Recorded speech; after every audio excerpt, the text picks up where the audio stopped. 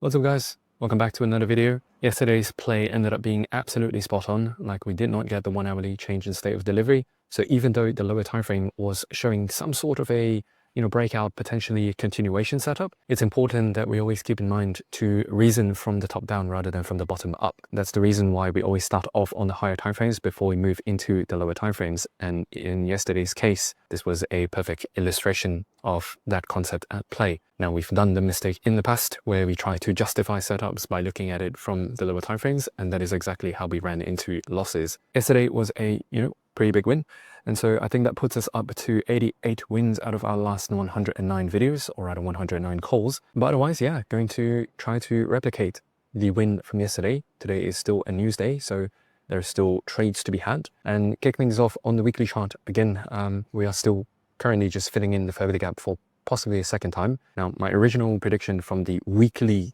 kind of outlook was that, we start heading up. But again, the thing about weekly charts and also daily charts is that, they usually take a couple of weeks, maybe a few weeks before, the retracement and the fill of the further gap is complete. And then only then do we start pumping.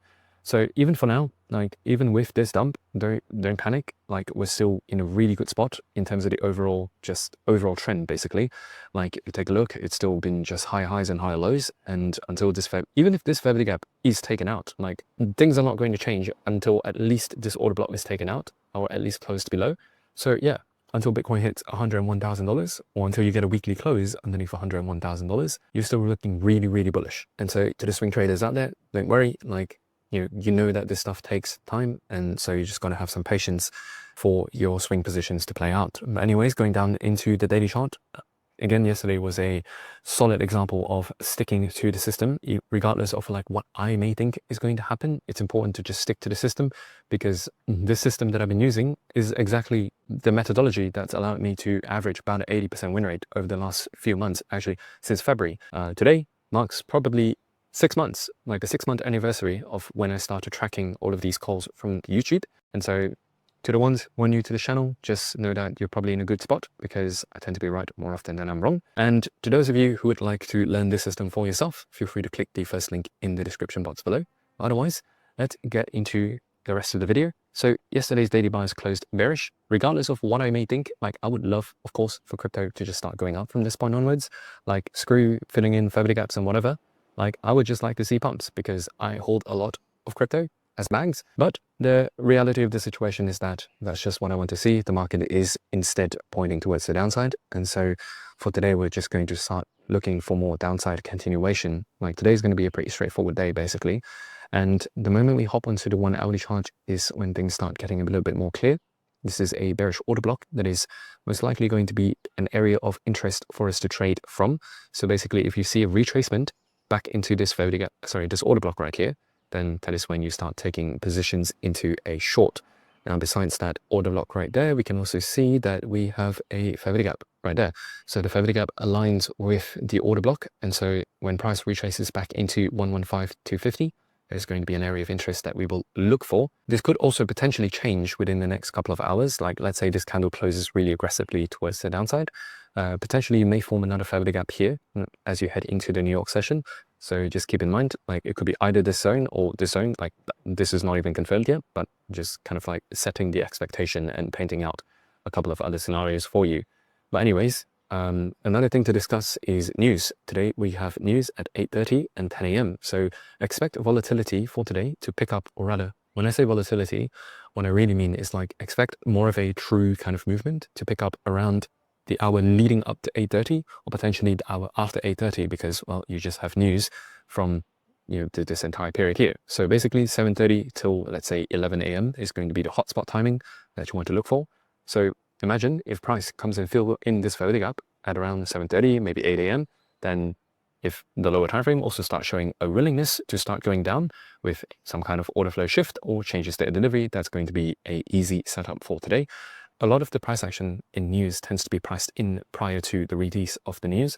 So most likely, like we already know the direction's probably going to head towards the downside. We just need to catch an entry, following that direction.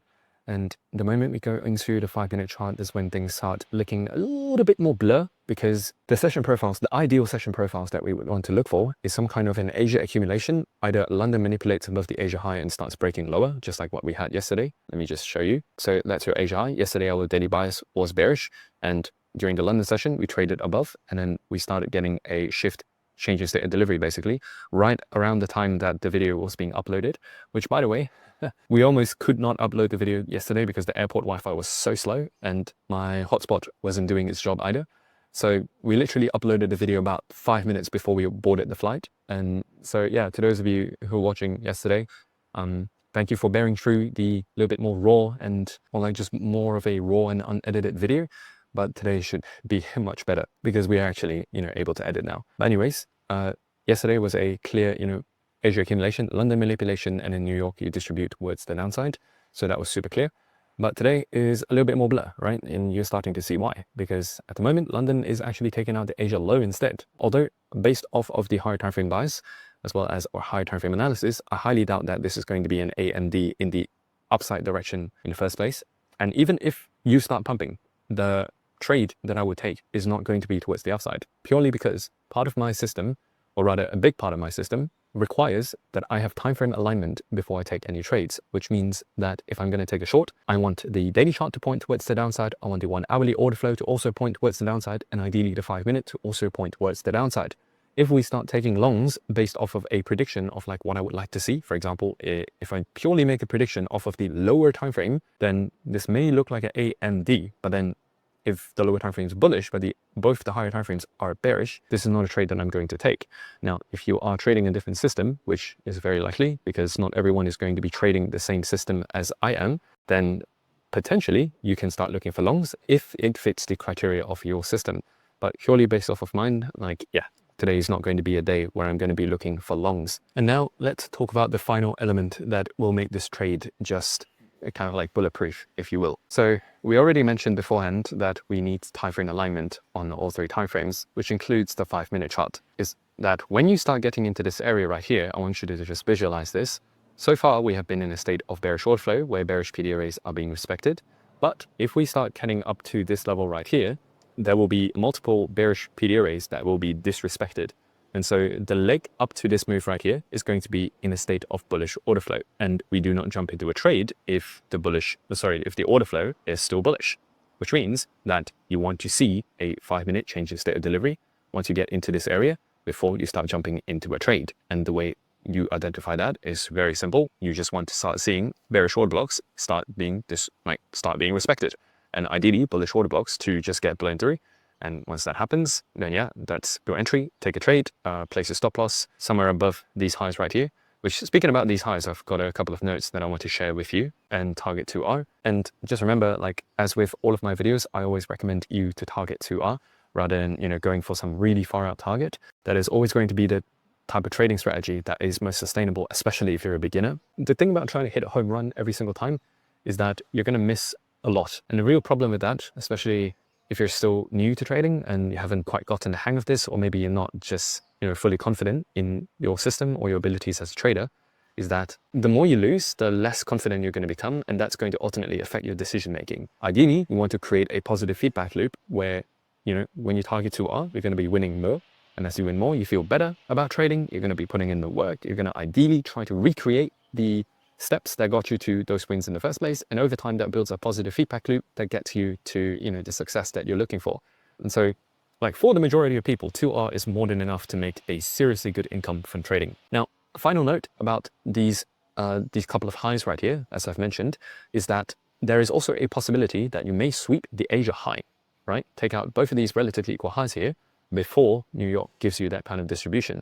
So use your wits about you. Like, it doesn't mean that once price enters into the zone, you just start entering. Again, we've already mentioned the 5 minute order flow confirmation. Until that happens, like, you do not get in. It could happen around here. That is perfectly fair. Like overall, the 1 hourly time frame is used to just identify zones that we would be interested in looking at. And you could just sweep out this weak high right here before price starts heading down. That is perfectly fine. The job of a trader is not to predict where price is going to find its top. It's more of like just identifying zones that once price enters into it, and if it demonstrates the behavior that you're looking for, then yeah, you dive into it. And so just don't be surprised if you do sweep out this high, sometime during New York AM session. And overall, yeah, guys, this has been a much better week compared to last week, where because of the ranging conditions and the lack of news, we struggled mightily. And this week we've managed to catch a few like really decent moves. And I think that more than makes up for, the tough week that we had last week. But next week should hopefully be pretty decent as well. If you take a look at news, no, not really. We only have basically Tuesday and Thursday to trade. So we're going to take next week a little bit more cautiously as well. Potentially I might make some videos on altcoins instead of Bitcoin if, if the market conditions don't really present favorable conditions to trade with. But otherwise, guys, have a good weekend and I'll see you in the next one. Bye-bye.